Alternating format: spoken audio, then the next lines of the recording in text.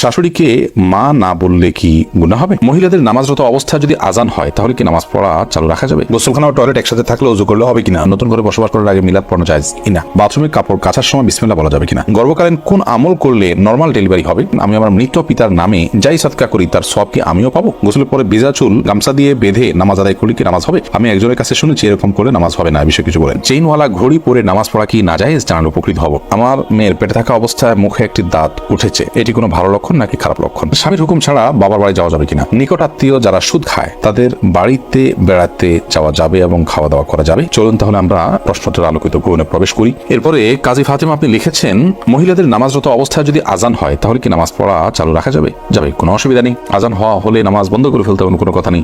আপনি নামাজ পড়ছেন, ইতিমধ্যে আজান শুরু হয়ে গেছে, আজান মুয়াজ্জিন সাহেব দিতে থাকুক, এদিকে আপনার নামাজ আপনি কন্টিনিউ করতে থাকেন, কোনো সমস্যা নেই। এরপর জেসমিন আক্তার আপনি লিখেছেন, গোসলখানা ও টয়লেট একসাথে থাকলে ওযু করলে হবে কিনা? বাসা যদি গোসলখানা এবং টয়লেট একসাথে থাকে সেক্ষেত্রে ভেতরে ওযু করলে ওযু হয়ে যাবে, কিন্তু উত্তম হলো কমোড এবং টিপের মাঝে কোনো পার্টিশন না থাকলে, আড়াল না থাকলে সেক্ষেত্রে বাইরে ওযু করবেন, এটা হলো উত্তম। কিন্তু যদি ভিতরে ওযু করেন তাতে ওযু হয়ে যাবে, কোনো অসুবিধা নেই ইনশাআল্লাহ। রোজা ইসলাম রানী আপনি লিখেছেন, নতুন করে বসবাস করার আগে মিলাদ পড়ানো জায়েজ কিনা?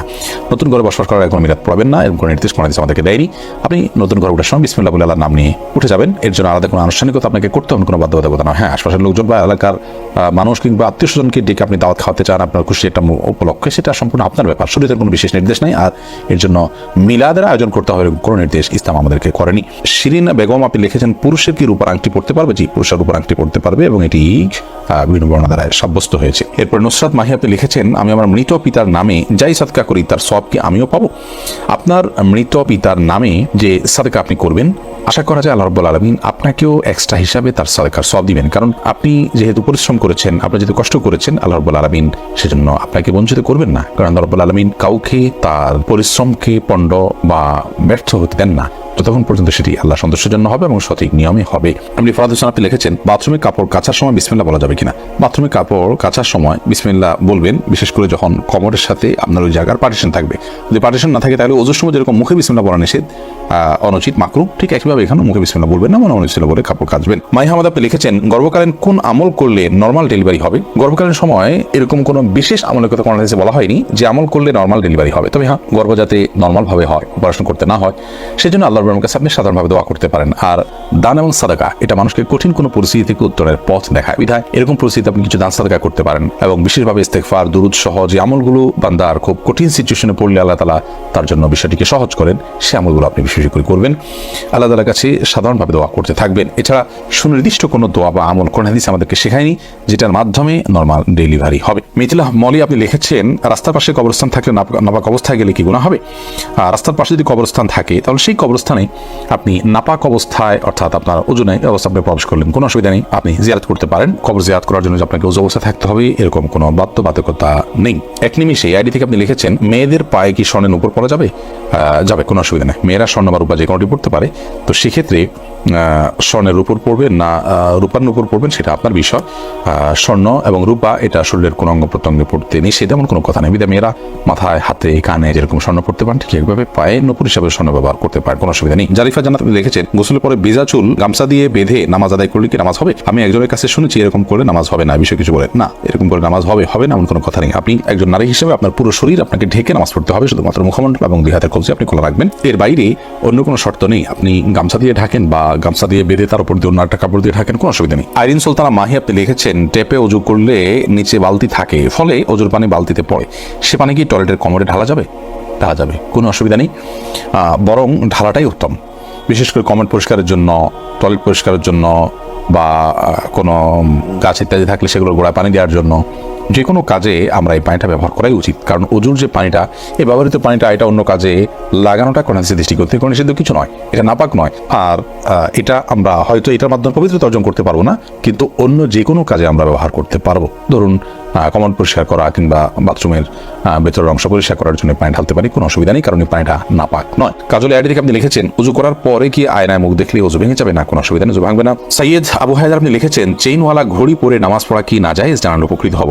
না, চেইনওয়ালা ঘড়ি পরে নামাজ পড়লে যেটা নাজায়েজ হবে এমন কোনো কথা নেই। আমির হামজা আপনি ইউটিউব চ্যানেলে আমাদের প্রশ্ন করেছেন, আমার মেয়ের পেটে থাকা অবস্থায় মুখে একটি দাঁত উঠেছে, এটি কোনো ভালো লক্ষণ নাকি খারাপ লক্ষণ? সন্তান গর্ভে থাকা অবস্থায় যদি মুখে দাঁত উঠে সেটা কোনো খারাপ বা ভালো লক্ষণ নয়। এটার ডাক্তারি কোনো ব্যাখ্যা আছে কিনা সেই ব্যাখ্যা আপনি জানার চেষ্টা করবেন। এর বাইরে এটাকে অন্তত কুলক্ষণ মনে করার কোনো সুযোগ নেই, কারণ ইসলাম আসলে কোনো কুলক্ষণে বিশ্বাস করে না। এরপরে মার্জিয়া শেলি আপনি লিখেছেন, নিকট আত্মীয় যারা সুদ খায় তাদের বাড়িতে বেড়াতে যাওয়া যাবে এবং খাওয়া দাওয়া করা যাবে। নিকট আত্মীয় যারা সুদের সাথে জড়িত তারা তো হারামের সাথে লিপ্ত, আল্লাহ তাআলা মাফ করুন।